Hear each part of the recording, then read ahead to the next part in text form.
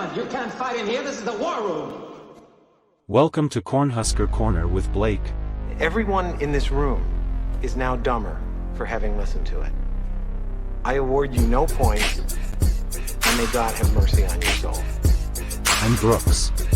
Is mayonnaise an instrument? And you better bet your bottom dollar that these two brothers know how to handle business.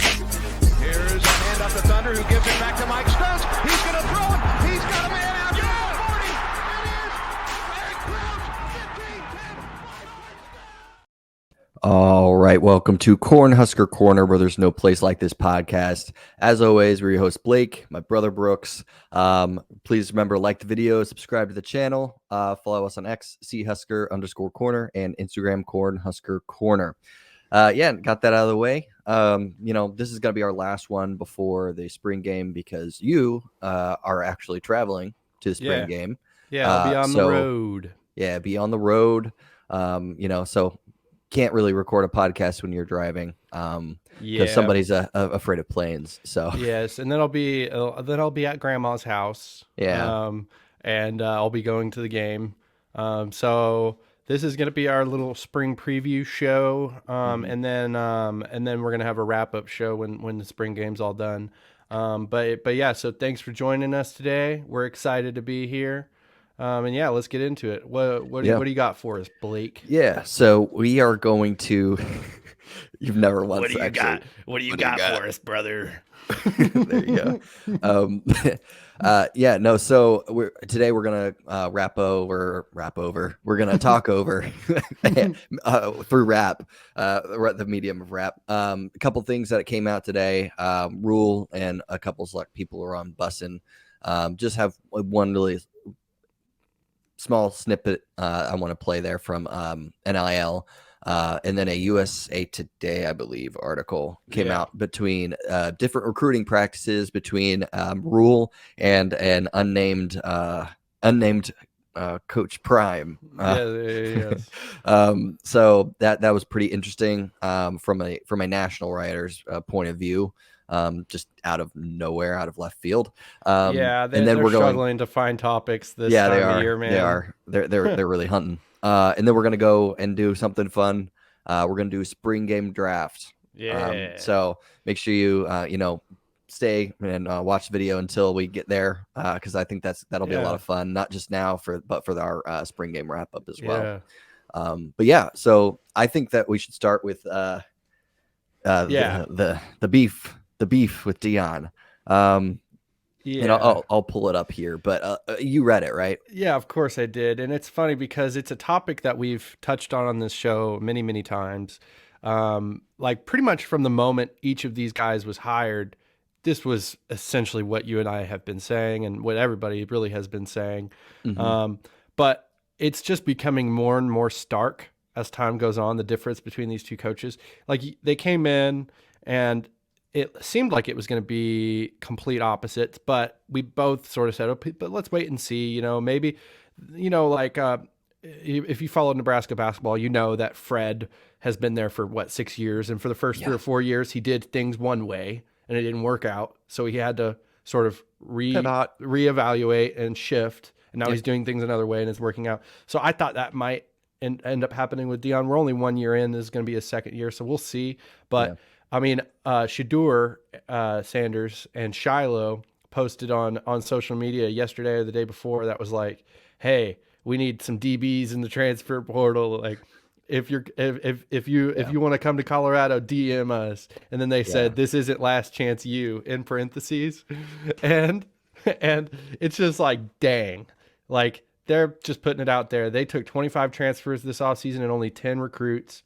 Yeah, Matt and I will say since the portal opened in the spring period, they've already lost, I think, 9 I saw tallied, and like some starters from last year too. Cormani McClain went into the freaking transfer portal today. Dude, that was like Travis Hunter is like in the inner 3, but Cormani McClain was one of the disciples. You know what I mean? Like he was totally. So it was like he was one of Dion's guys. He was that other 5-star, that the second 5-star that Dion got, cornerback, and he's in the transfer portal. And I saw this crazy clip today where Cormani McClain, for some reason, went on Twitter Spaces and was like fielding questions from Colorado fans, I guess.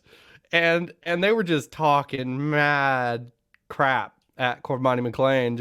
And I'm like, dude, why would you do that? Why would you open yourself up to that? But anyway, it's just, especially for that fan base. Yeah. I mean, come on.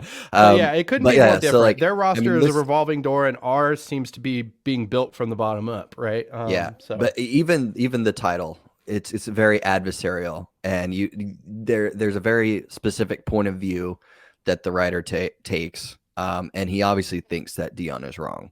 I mean, you can just tell it right here. Unlike Deion Sanders, Nebraska coach Matt Rule has been prolific in off-campus recruiting. So basically, 492 visits, right? Isn't that what it says? He's done 492 visits. 486. Yeah. To 108 different high schools in several states. And then where was goose egg Deion in that category? Deion has taken zero visits. Zero visits. We'll see. We'll just see. And one of the things that I think that Rule did well, because I remember last year before the game, they were trying to drum up actual like Deion and Shiloh and on all them. They were trying, more so Shador was trying to like drum up like Rule disrespects us and all this other stuff. But he didn't step in the hornet's nest when asked. Let me see if I can find it. I liked his answer. When asked about like his, I just don't want to touch that. Because you can see him saying that. I just don't want to touch that. Yep. Oh man. I mean, it's so different, man. It's just completely different approaches, and we'll see.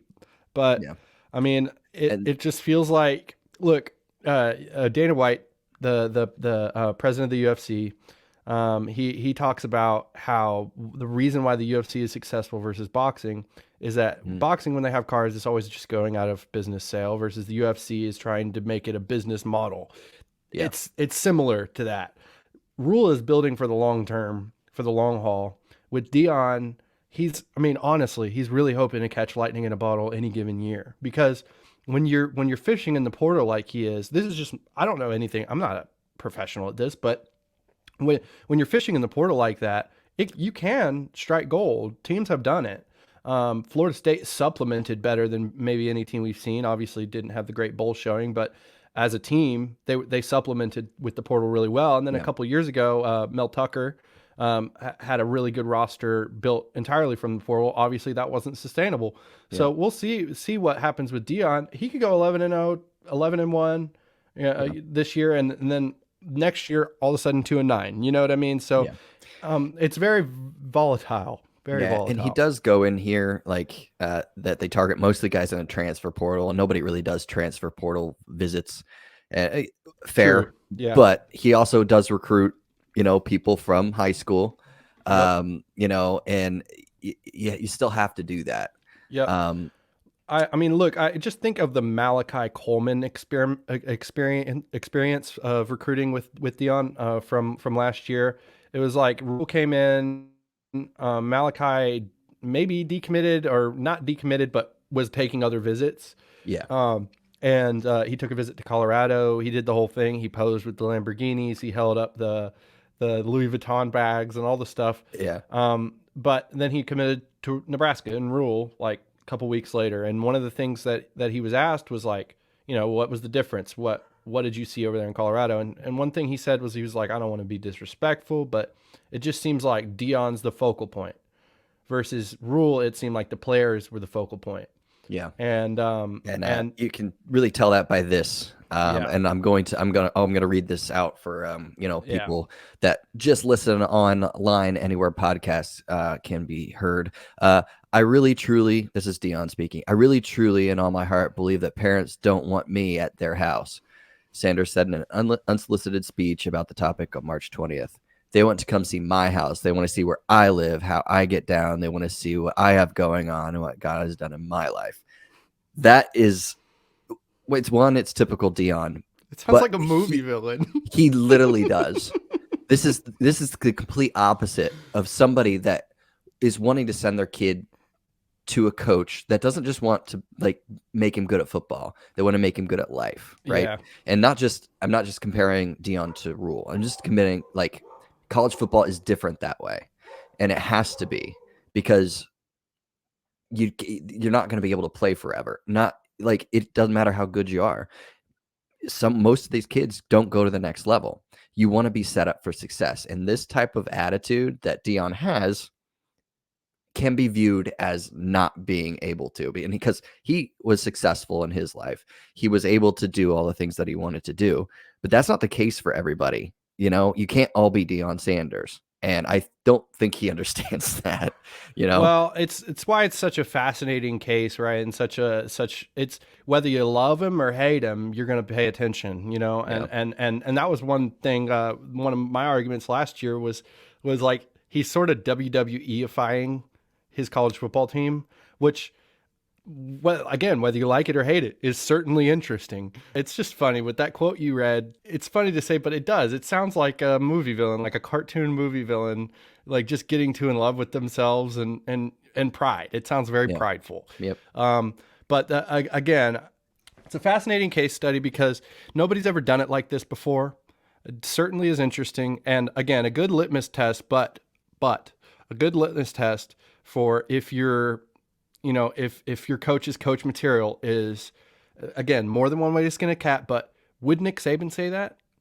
You know what I mean? It's like you look at it, pick any coach. I mean, like we're comparing him to Rule, but ultimately, like this Rule could be is anybody. not like he's very like the way he does things are the way a lot of coaches do things. You know what I mean? So he's going against, you know, just the prime examples of coaches. And how to coach. So that's what makes it interesting. I don't think it'll be successful. It's getting to the point where like I was really in wait and see mode last year, especially because maybe there's just some secret sauce on his son and his coaching. And sometimes things just boom. And he did 4X their win total. So you got to give him credit there. But it's not a good feel for me. It's just not. Maybe he'll catch lightning in a bottle, but we'll see. Yeah. I mean, we'll see. And, you know, they get to travel to us this time as opposed to us playing at Minnesota and then at Colorado, playing a starting quarterback. Sorry, that did not start the rest of the year for good reason. We were a completely different team later on in the season. No doubt. No doubt about it. And this is a good transition to the Will Compton stuff, actually, because Delaney Walker had a quote on, I mean, and he doesn't follow the minutia and the details of Nebraska football. And but anyway, Delaney Walker had a quote. They were talking to Rule. Delaney Walker was the co-host this week because Taylor was not there. But anyway, he had a quote where they were talking about last year, and he was just like, Delaney was like, but they just weren't good, man. I watched him against Colorado, and I never watched him again because they just weren't good. And it's like, yes, you're right. You're right. But that doesn't mean like the nuance of it is that they were the 13th ranked defense in the country, and they had 31 fumbles as a team, 31 turnovers as a team throughout the year. That's the nuance of the conversation. So again, it's cleaning up play is so important. And we could beat Colorado's ass if we just play clean. We are so much more physical than them. I guarantee it. But anyway, so bussing with the boys, head coach Rule. It was a good week. Lots of content coming out of that. One of my favorite pieces of content on it, actually, before you play that video, was they dropped a video last night that was like a behind the scenes sort of vlog style video where Rule was taking them around the facilities, and then at the very end they do a live show, and before the live show, like they're in the green room. And if you know, it's obvious they're all a little tipsy, and then Matt Rule just walks in, and it's just funny because he's got like youth group director energy, totally like, and they did the whole breakdown. If we die, we die. If we die, we die. But anyway, it was a fun week all around. But I enjoyed the interview and stuff. But what do you got for us with it? Yeah. So one of the more interesting things that I saw had to do with NIL. And more so like his philosophy around it. And that because I'll let Compton kind of tee up what he said, but he was basically talking about, do you think Nebraska has done a good job of like preparing for NIL, and is receptive to it? And let me I want to make sure that you can hear this. Do you feel like Good. Nebraska and everybody around the state understands the importance of NIL?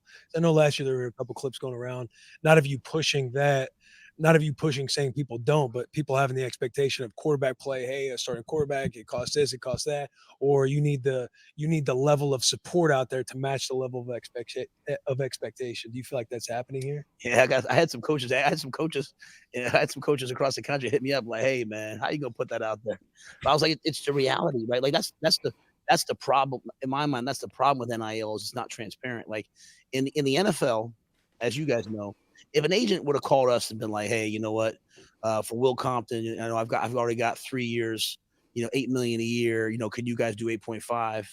And then we're like, "Nah, we can't pull the trigger on that." And all of a sudden, we see he signs 3 years for $4 million a year, and we know that agent lied to us. Then we're never doing business with him again. Mm-hmm. So the NFL is so transparent because you see the contracts afterwards. In the NIL world, it's all kind of hidden. So,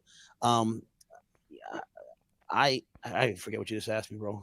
The support, he said, the support of the level of support matching the expectations. So my point has always been like, hey, let's keep it all out there. Let's put it all out there and say, like there's teams that we're going to face that spend $20 million on their football team, $20 to $25 million on the football team.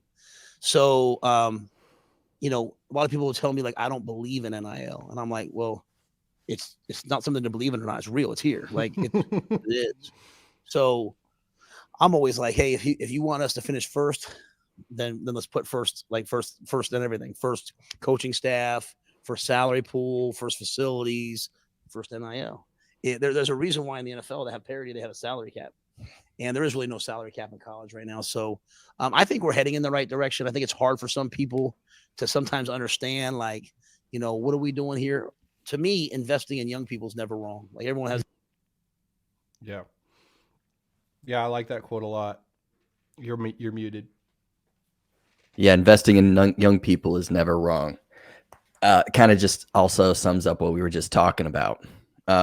With time is an investment as much as money is, as much 100%. As NIL. Mm-hmm. And I think that he has a good big time philosophy. I'm just thinking about the context of Dion and stuff. Yeah, big time. I mean, so I think he has just a good view of that, and I thought it was funny. Like, some coaches reached out after he said that like a good portal quarterback costs like 1.2 million. Yeah. They're like, why'd you say that? Like, why'd you say that? But he's like, yeah, I mean, because it's true. It's true. Yeah. Like, I'm not gonna hide it, because that's like the dirty secret now around NIL. Like, as much as there are things out there that you like hear in whispers, it's very much hush hush still. It's like hush. Like, you can get whispers of like what a certain guy is making, but you don't really know, or even really where it's coming from. Right. So his like kind of acceptance into like, this is like, he's like, people say like, I don't believe in NIL. And he's like, there's no like, you get to believe in it or you don't. It's here. Yes. So you gotta like just work on it. And I just thought he gave a great answer there into like his philosophy and from what his actions are, like practicing what he preaches to. No doubt about it. Yeah, no doubt about it. I like Rule a lot. And I don't know, just the time element of it that you mentioned, it's so important, man. And we've just seen countless like guys come in here who are highly rated, who don't get developed and who leave. Yep.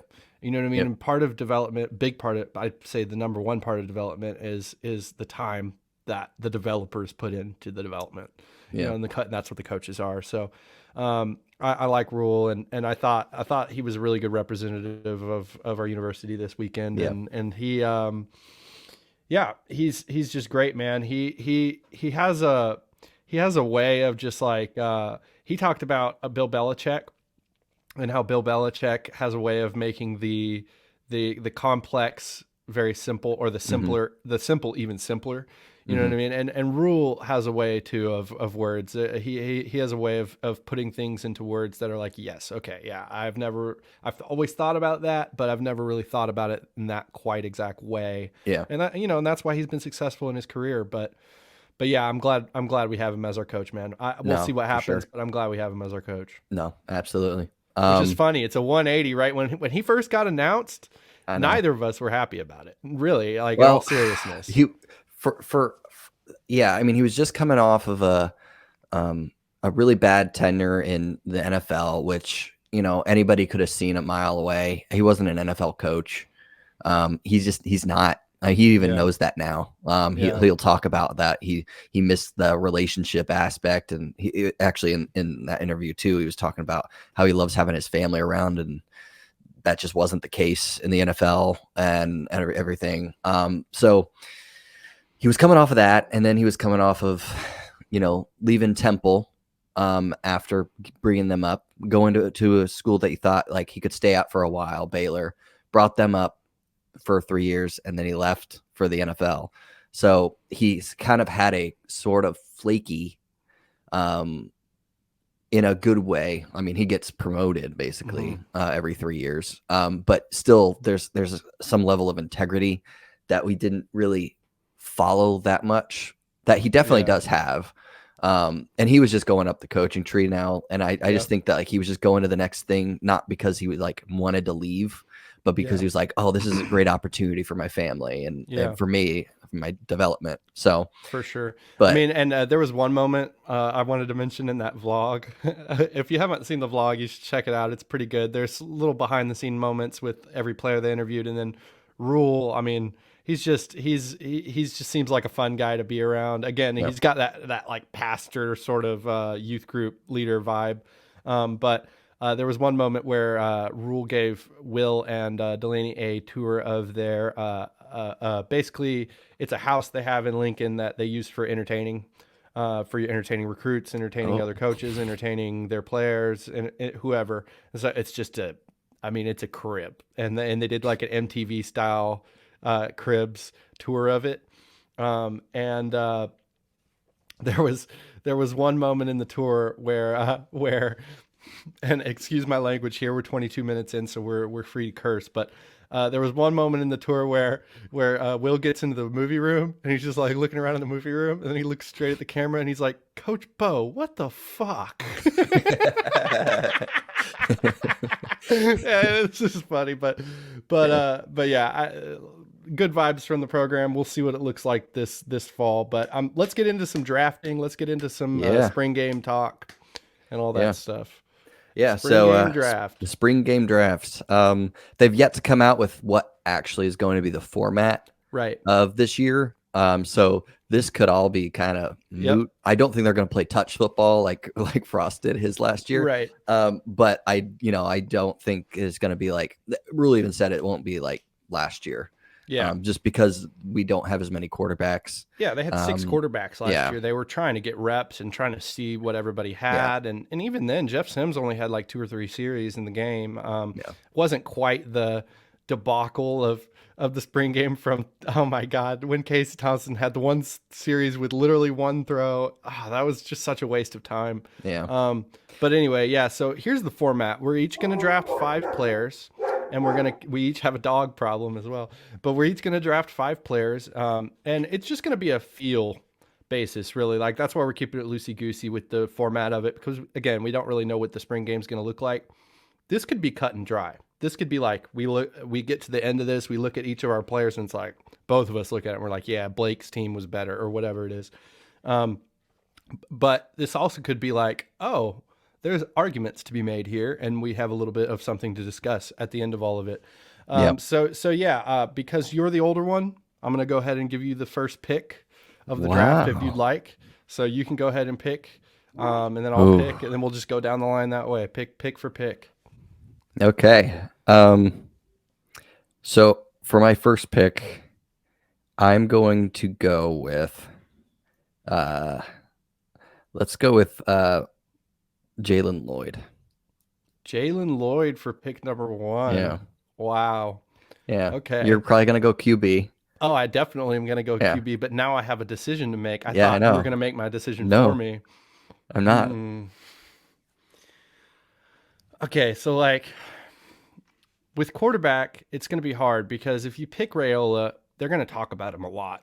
Like his name's going to be mentioned all over the place on the actual spring game broadcast, which could really like color a lot of biases, right? But I don't know. Danny Kalen's having a hell of a spring so far, and all the indications are like, and he's the younger one. He's the one that's not, behind closed doors. Everyone knows like Raiola is probably going to be the starter. So maybe let's get Danny a lot of reps. Maybe he'll have a lot of reps. So yeah, I'm going to pick Danny Kalen as my number one. Wow. Danny Kalen. Yeah. Oh man. Yeah. I might have just given you the world, but that's okay. That's okay.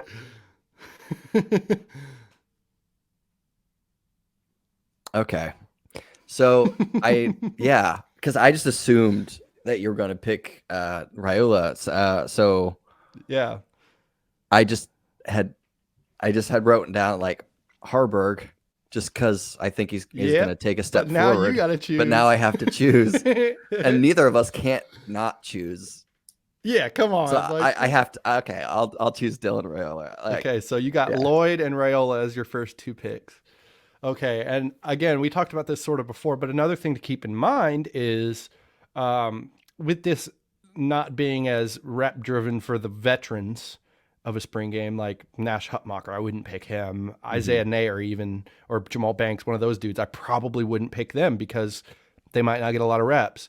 I'm just talking out loud here, but I think, man, Lloyd is a great pick. It really is a great pick. I'm going back and forth between wide receiver and defensive line youngster for my pick. But I think I got to go with wide out because you already have a wide out and I can't let you just have all of them. So let's see, we got Jaden Doss, we got Demetrius Bell. Everyone's healthy, right? Jaden Doss, Demetrius Bell, Malachi. We could go with, here's who I'm going to go with. But again, veteran, I don't think they're going to play him a lot. I just don't. But not a whole lot of tight ends, so he might get a lot of reps either way. So, I mean, there's just a lot to think about. I'm going to go with Ja'Cory Barney. Okay. I'm going to go with Ja'Cory Barney out of Palmetto, Miami. He's a freshman. I think he's going to get a lot of reps.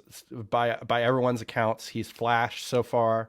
So I'm not going to lie, my team is a little unexpected what I thought it was going to be so far, but here we are. You have Lloyd and Raiola, and I have Barney and Kaden. So if you look at because you didn't choose him, I'm just going to go with Malachi Coleman. Okay.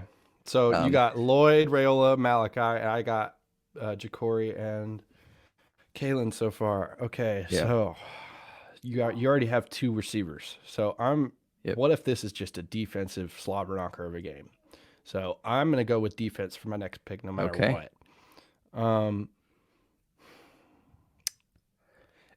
Is Linhart I only healthy? have one. Is Linhart defense. healthy? I think so. Linhart's healthy because I know Prince Will's not playing. I would pick him, but he's not playing. Linhart's going to be healthy, but we'll see. He might be one of those guys that doesn't get a lot of reps. Yeah. We'll see. He's becoming a known commodity. Yeah, Robinson's not going to get a lot of playing time. I'm going to go with James Williams. All right. I'm going to go with James Williams. I like my team, man. I love my team.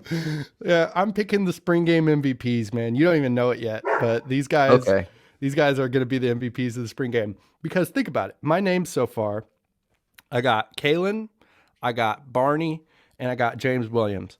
3 dudes who are perfect for lots of spring game reps, but also can have a lot of productivity when they are on the field too. So that's my thought process. It could be third and fourth quarter and it could be second and third, fourth quarter and James Williams is just dominating the game. So I'm going to go with James Williams for my third pick. All right. So this is going to be my fourth. I will go with a defensive pick just because I need some other side of the ball stuff in case it is. And a guy I do know has been having a good spring so far is Chief Borders. Nice. Good pick. I'm going to pick him. Yeah. So yeah, we'll see. Because I mean, he was somebody that I was interested in last year too. Didn't really do much, and I didn't really have that much playing time really. So, but now he's pretty. I think he's going to have a more substantial role. Yeah, and the media, they keep bringing him up. Yeah, he keeps. The being media in those whispers listed on players. Chief the last week or so have been, "Oh, this guy's hit another gear. He's practicing harder than everybody out there." That's what people have said about him. So, yeah, that's a good pick. I zero thought on my fourth pick. Running back Dante Dowdell. Okay. Running back Dante Dowdell. Please stay healthy. I need my spring game fantasy points. I was going back and forth between him and Emmett because we'll see, but there's not a whole lot of running backs healthy. I think those guys are going to get a lot of reps, and if they do go live and for portions, those will be the portions where you get to see what the running back's actually able to do. So Dante Dowdell. Okay. Yeah. Man, I'm just stacking wide receivers, I guess. Because I did have Nair on my list, but you're right. He might not. Yeah, he's a played vet all at this that point, much. man. He kind of is. I saw his interview yesterday, and it was kind of impressive, honestly. So we'll see. But there's another one. Okay. Jaden Doss. Okay. So that's your fifth pick, right? So you have your team pick. complete. I have my team complete. So Okay. Rayola, Jaden Doss, so glad that Jalen you left. Lloyd, Malachi Coleman, and Chief my Borders. team should be literally called the Gems because they are just they're the hidden gems. Nobody would have picked nobody would have picked my team probably. But okay, fifth pick of my team to top it all off. The hidden gem of, I think he was a transfer or he was in this last class, but people can't stop talking about him. And he's a DB. I don't know if he's a cornerback or a safety, but he's a DB. And it's Vincent Shavers. Vincent Shavers is going to be my fifth pick. So there we go. I have Kalen, Ja'Cory Barney, James Williams, Dante Dowdell, and Vincent Shavers. That's who I have. Okay. And we'll put a little graphic up here to show you each of our teams. What do you want your team to be called? I'm going to call my team the Gemstones, the Righteous Gemstones. The Righteous Gemstones. I'll call mine the Barking Dogs. The Barking Dogs. say your names again. What are they? Chief Borders, Malachi Coleman. Yeah, he's telling them. Hell yeah. The Jalen Lloyd, Jaden Doss, and Rayola. Okay, so we'll see. We'll see. I mean, at the end of all this, like, again, your team has more star power for sure. Yeah. Like, no doubt about it. But Rayola might only get a couple series even. I mean, we'll see. I know. We'll see. Kalen, I just anticipate getting more reps for some reason than Rayola. Yeah, that's why I picked him. I was I was probably going to choose Harburg when it was going to be down to Kalen and Harburg, him. Yeah. Just because so I think that I picked your third pick first. Yeah. But it's an interesting pick because it really could pay off. If it's the Kalen show for the day, I win. I'm sorry. Like if he has multiple touchdowns and a couple hundred yards and Rayola only had a couple series and didn't show much, and then the rest of the game's a defensive battle, I have more defensive players. So we'll see. It's going to be interesting. But you also have to grade on like what they have. It's just playing time isn't one of them. No. But here's what I'll say. This is the spring game. It's not about stats. It's about getting your name out there. That's what it's about. So your pick of Rayola is important because, again, it could color our bias. It will color our bias because when you watch that game, his name's going to be mentioned a lot. I guarantee it. But so that's an aspect. Their name being mentioned. If their name was being mentioned, most likely it was because they made a play. Most likely. Yeah. But their name being mentioned does color the bias. But yeah, we'll look at everything. If James Williams only got 10 reps, but they were productive reps, then there you go. He was a productive member of my team. Yeah, we'll just look at all of it. Really, what we could do is we could go in and grade each other's teams on a score of 1 to 10. Simple. You know what I mean? Score of 1 to 10. Let's do this. 1 to 10 per person. Yeah. Great. Each person 1 to 10. We'll take the average of that, and whoever averages the best wins. Simple. Yeah. Simple. And it should make sense. And you know, if I will say it'll be easier for me to keep track than it will be for you. just within the actual game. But if we're you're going to be do able 1 to 10, let's put it. If we're going to do 0 to 10, let's put it this way: if we didn't see them, if they didn't play and they were never mentioned, that's a 0. Oh yeah, you know what I mean. They might be good in the season, but this is spring game stuff. So yeah, no, that's what I'm saying. But like, it's going to be hard for you to follow in the stadium. Yeah, 100. But I'm going to rewatch it. I mean, and then we'll get our we'll get our preview together. I'll be there, and evidently Carl's got pretty good seats. He told me they were in the middle of the field. So we'll see. But I'm excited. That was a fun episode, man. Yeah. As always. I mean, it's going to be fun to see them actually on the field again. But yeah, definitely. I'm very intrigued. It's a very intriguing spring game for sure. Yeah. Everybody's eyes are going to be on the quarterback, but I think ultimately they'll have green jerseys, and that does tell you something, but it won't tell you everything. So my eyes are going to be on a couple things. My eyes are going to be on the running backs, the O-line, and the D-line, simply. Receivers too. I mean, everywhere, but ultimately, like, I'm going to be looking at skill positions. Yeah. Because that's something that we weren't terrible. Like, most of it was quarterback play and then injuries for depth purposes last year, because they were just young. So I do need to see them take a step forward if our offense is going to be good, because even an average quarterback with great people around him we can be good, know? Here's one thing you can give one thing you want to see too, but here's one thing I want to see in the spring game, just overall as a big picture concept. 0 unforced turnovers. We're talking unforced. Okay. Like, I know it's team on team. So when a turnover is forced, you could say, oh, that was a bad play by the quarterback, or, oh, it was a good play by the DB. So it's sort of a wash when it's a play on the ball. But I don't want to see anything unforced. I don't want to see any drop snaps. I don't want to see any ghost fumbles. I don't want to see any where it was a quarterback literally throwing the ball right to the other team and there was no receiver anywhere in the vicinity. I don't want to see any of that. So that's what I want to see. 0 unforced. I want to see it be cleaner too. That's something I want to see. But anyway, I think that is going to be it though. Until next time. Always remember, please like the video, subscribe to the channel. Really do appreciate those that watch. Again, I mentioned it offhand earlier, but if you don't want to sit on YouTube and watch us, we do have an audio version.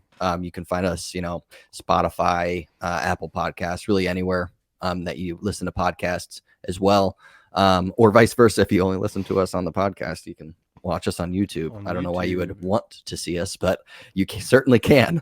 But yeah, anything else? Well, that'll be it for me, man. We'll see y'all in about probably 2 weeks. 2 weeks from today. Yeah, two weeks from today. But always remember that there's no place like this podcast.